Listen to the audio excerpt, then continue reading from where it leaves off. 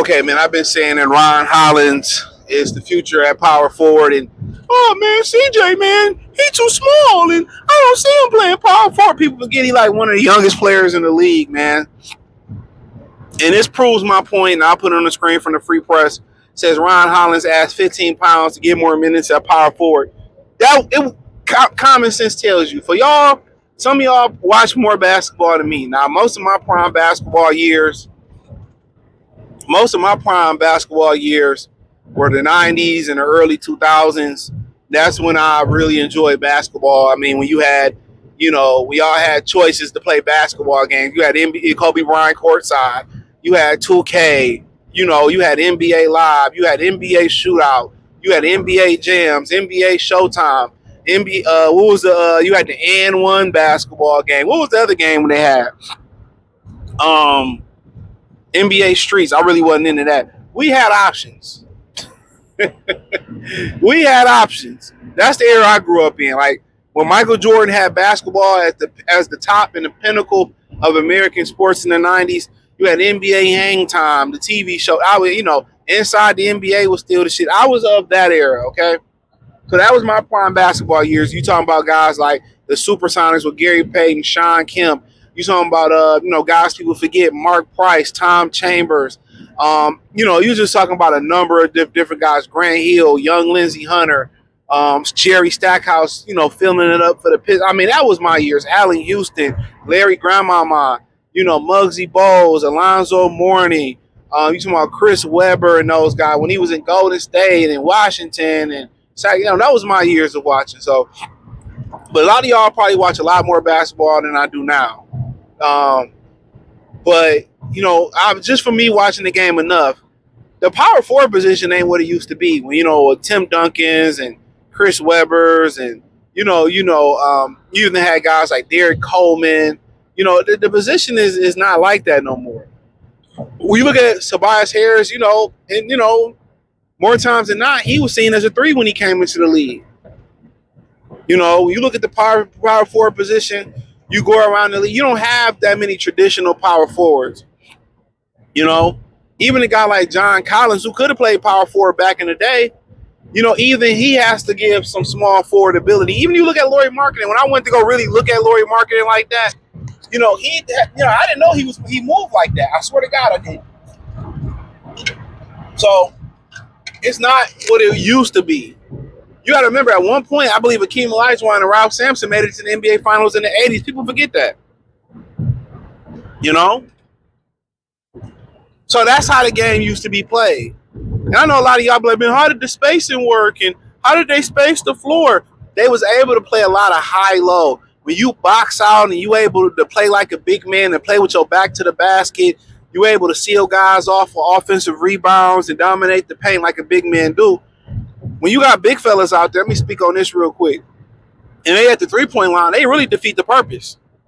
But when you got somebody that can get the ball and they can pound it, no Diddy, no Kevin Spacey, and they can get 2 and get people in foul trouble and they got to demand a double team and they kill the glass, that's how you play. If you put the big fellas out there from yesterday, they would absolutely dominate the NBA. They would absolutely dominate. They wouldn't have to take a three-point shot. And it would show you how effective dominating the paint is. But they played a more efficient style. But with Ron Hollins, it was common sense when they drafted him. At 20 years old, you can look at some people frame, and he can be strong enough to guard the Tobias Harrises of the league. He can be strong enough to guard guys like Zion, eventually. He'll be strong enough, and I'm trying to just think about different power forwards. You look at, Cleveland, I'm not sure what the minute ratio is on, him and, Evan and Jared Allen playing with each other. I think eventually they're going to phase Jared Allen out, trade him, and find a more traditional, 4 or stretch 5 to play with Mobley. But that's an anomaly with those guys. You know what I'm saying? I don't know who was the starting power forward in Indiana. I can't remember. So, even Giannis plays like a small forward a little bit, so eventually he'd be at his defensive prowess. And really for him, it's just being able to hit that outside corner shot. And in Summer League, he was putting the ball on the ground. He was getting jiggy with it and step back and really working on his game. So, All that'd be a bonus. You know, him realistically. Well, if Ivy comes back and plays well, let's just say that if he comes back and plays well, and let's say that Ivy come back, play really really well, he meshed with Cade, even though most people don't think that's what's gonna happen, he's gonna get traded, whatever, right? Even in the back of y'all mind, y'all feel that way, right? Let's say he plays well. The ideal thing for them would be Cade at the 1, Ivy at the 2, Asar at the 3, and Ron at the 4. Now, whatever happens with Duren happens with Duren. I just don't think Duren is their preferred center. That's just my opinion, right? But, and what's so funny about it, that I feel is people was justifying and saying, hey, CJ, I think Asar Thompson can play power forward. I'm like, okay, if y'all thought Asar could play power forward, why can't Ron? Why can't Ron be a power forward?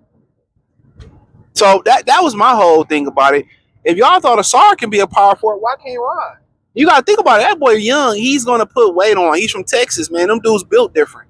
So he added 15 pounds to play power forward. I mean, power forward is just it's just a small forward B. That's all it is. It's no longer the barbaric, tough, grinded out position that it used to be when you had to go play Dale Davis and Antonio Davis. That ain't that no more. That ain't what it is no more. So I mean, but yeah, to each his own, to be honest with you. But I already knew that. Just looking at the schematics and just looking at basketball, I already knew what it was. I knew exactly what it was. So, but that's my opinion. I been knew that's what it was. Oh man, he can't play. Why can't he? It ain't nothing but small forward. That's all it is today. He will continue to get stronger. The body he's in this year, even with the 15 pounds, naturally as he matures into a man, he's going to get stronger. And then there's rumors that, Jalen Duren grew a couple inches. That's a rumor out there that he grew 2 or 3 more inches. The dude down there in Dallas grew another two more inches. I think Gafford. I think it was Gafford a lot. I think it was Gafford, not Lively. They said he grew 2 more inches. So you got to understand, a lot of these dudes still growing men, bro. Y'all looking at how people are today. I'm going to say that too.